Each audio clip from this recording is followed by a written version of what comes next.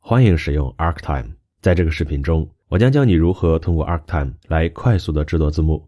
首先，你需要下载并安装 ArcTime， 然后这就是 ArcTime 的主界面。在制作字幕的时候，你通常需要准备两个素材，一个是视频文件，另一个是它对应的字幕稿。你可以直接将视频文件按住拖拽到主界面当中， ArcTime 会自动的生成波形。你可以在当前时间轴激活的状态下点击空格，或者在这里点击播放，就可以预览视频的效果。 is the result of a collective obsession to simplify its essential components。 接下来你可以从文件菜单中点击导入纯文本，选择事先准备好的字幕稿，点击打开，这时会弹出一个文本的预览窗口。在通常的情况下， ArcTime 会自动为你检测编码，如果无法检测的话，你可以尝试下面的这些选项。当你选择之后，下方没有乱码时即可点击继续，然后你会发现内容被填充到了右侧的内容面板当中。这个时候你就可以开始创作字幕了。通常我们使用的是快速创建工具，你可以在这里点击这个按钮，或者按快捷键 D 键切换到这个工具。切换过来之后，你可以看到会有一句话随着鼠标移动，这就是你在内容区域最上面的一句话。如果在制作中文内容的时候，你需要忽略英文，你可以在这里勾选这个选项。好，那么现在我把视频切换到最顶端，然后点击播放，并且开始拖拽字幕。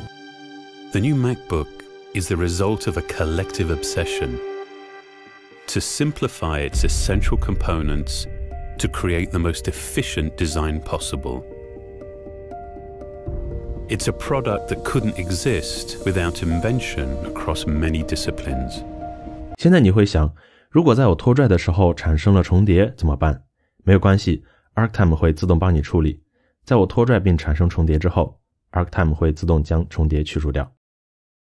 好，在创建完字幕之后，你可以切换回选择模式，点击这个按钮，或者是使用键盘上的 A 键，然后将播放头切换到顶端，来预览一下我们制作的效果。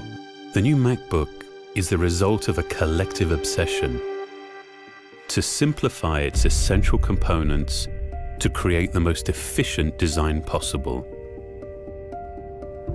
It's a product that couldn't exist without invention across many disciplines. OK， 这就是通过快速创建工具来创建字幕的方法，或者你也可以通过按键拍打的方式来创建字幕。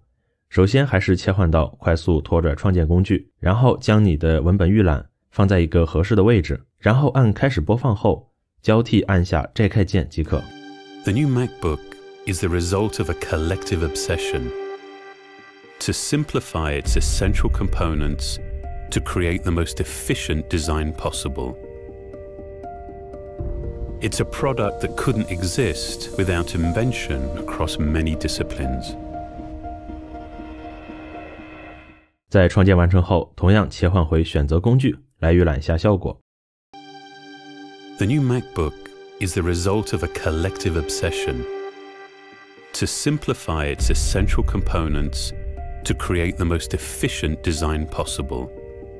如果你觉得在拍打创建时间轴的时候反应有点慢的话，没有关系，你可以在功能菜单中选择时间轴整体平移缩放工具，然后拖拽第一个滚轮，可以将它们整体的向前或向后移动，来纠正拍打时候造成的偏差。好了，现在我们已经将字幕做好，并且可以在界面中预览。如果你想要在视频中预览的话，在文件菜单中选择保存工程并生成字幕。看到保存提示之后，你可以首先将界面预览关闭掉，然后重新播放。 The new MacBook is the result of a collective obsession to simplify its essential components. OK， 这个时候你会发现在原视频的旁边多出了两个新的文件。 ASS 文件是 ArcTime 默认生成的外挂字幕， ATPJ 是 ArcTime 本身的工程文件。如果你需要其他格式的外挂字幕文件，你可以返回 ArcTime， 选择导出字幕文件，你可以同时勾选多个格式，并且同时指定它们的选项，然后点击导出。这些字幕会被统一放在一个子文件夹当中，它的名字是视频文件的名称，加上 Subtitle Export， 然后将它打开，你会看到统一导出的字幕都在这里。如果你需要调整字幕的样式，你可以切换回 ArcTime， 然后在样式与效果的面板当中选择其中一个样式，然后点开修改它的一些选项，然后点击应用之后，将它应用到全部字幕，然后再次保存。 The new MacBook is the result of a collective obsession to simplify its essential components. 好了，在制作之后，如果你需要压制的话，选择一个你想要的格式，